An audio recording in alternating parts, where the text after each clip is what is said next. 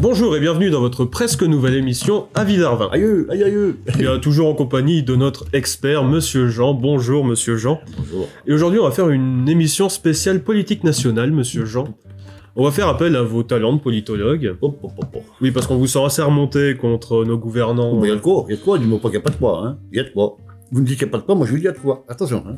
Et bah justement, peut-être que vous avez des solutions aux nombreux problèmes qu'on rencontre actuellement en France. Oui, j'ai des solutions, mais oui. Et ben voilà, et ben c'est parfait. Par exemple, si vous étiez ministre de l'Intérieur, que feriez-vous contre l'insécurité? Je vous le fais, ministre. L'insécurité, c'est un fléau. Et je me propose de tout mettre en œuvre pour éradiquer ce fléau. Oui, bah quoi par exemple Tous les moyens qui sont mis à ma disposition que je mettrai en œuvre. D'accord. Si vous étiez ministre de la Santé, par exemple, comment auriez-vous géré la crise du Covid-19?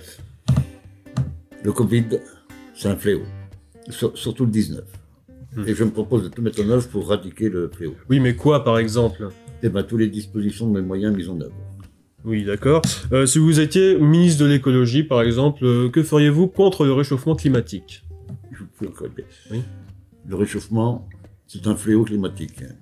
Je m'en doutais, oui. Je me propose de tout mettre en œuvre pour éradiquer... Oui, et c'est quoi, par exemple toutes les propositions, des dispositions, des moyens... C'est bien ce que je me disais.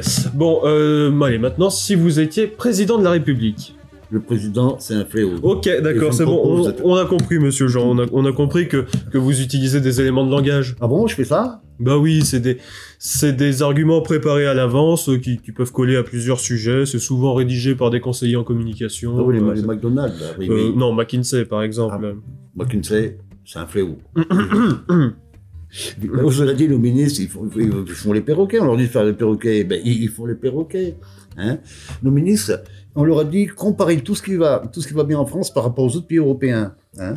Sauf qu'ils comparent vraiment ce qui va à peu près bien, mais ils disent pas, par exemple, que la France elle est dernière quand il s'agit de lutter contre le réchauffement climatique.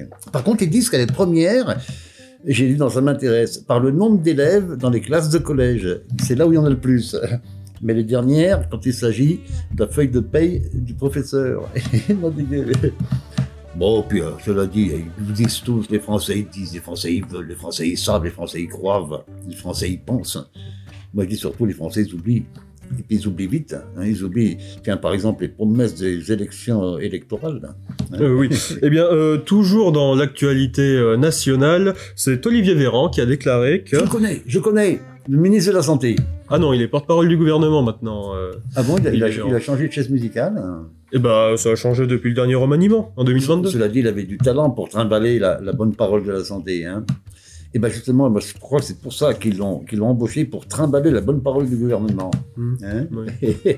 Cela dit, il y a une époque, comment Chirac, vous avez connu Chirac? Hein. Oui, un peu, j'étais jeune. Oui. Et il avait un ministre, François Léotard. Hein. Oui, le frère de Philippe Léotard. Oui, c'est vrai. Son âme, oui. Et d'ailleurs, j'ai un voisin, il disait, chez les Léotard, il y en a un qui buvait, et puis l'autre qui aurait dû.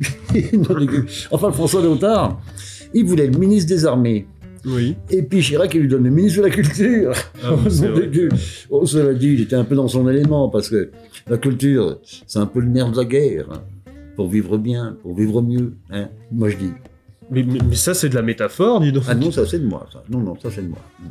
C'était Avis d'Arvin, votre émission sur l'actualité nationale et internationale, aujourd'hui spéciale politique nationale, toujours en compagnie de Monsieur Jean, que je remercie de nous avoir éclairé, bien sûr.